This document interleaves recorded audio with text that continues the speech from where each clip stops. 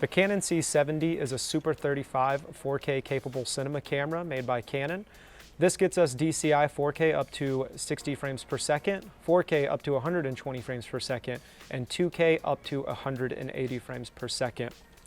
We do get a flip around screen, which is going to be nice for your run and gun shooters, videographers out there, especially if you're trying to do any self tapes, which is a nice feature to have. Like I mentioned earlier, we do get a Super 35 sensor with the new Digic 7 processor, so it's plenty fast. We also are going to get C-Log inside this camera as well, which is advertised up to 16 plus stops of dynamic range. The C70 is also the first cinema camera in Canon's lineup that has taken advantage of the RF mounting system. So if you're shooting with their R6 or their R5 series and you already have some RF lenses, they're going to mount perfectly for this as well.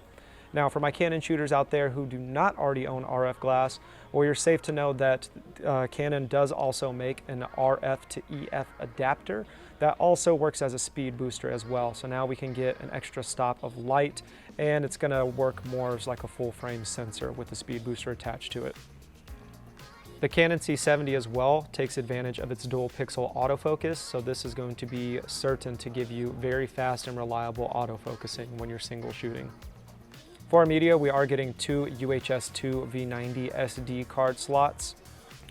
Now let's talk about some of our connections. So we are getting a full HDMI slot for external recording or just monitoring your video. We are also getting two mini XLR inputs, which is going to be great for audio. And then we also get a 3.5mm jack as well if you're not using any XLR capable microphones. We do get a USB-C jack on the side as well as a headphone jack for monitoring our audio. And then if you open up the back screen as well, we get all of our audio inputs, so we're actually able to make adjustments outside on the camera without having to dive through any menus. The body style on this camera rivals something of a 5D Mark IV, also mixed together with a 1DX Mark III. Now, this camera is very small and compact for what it is and what it can do.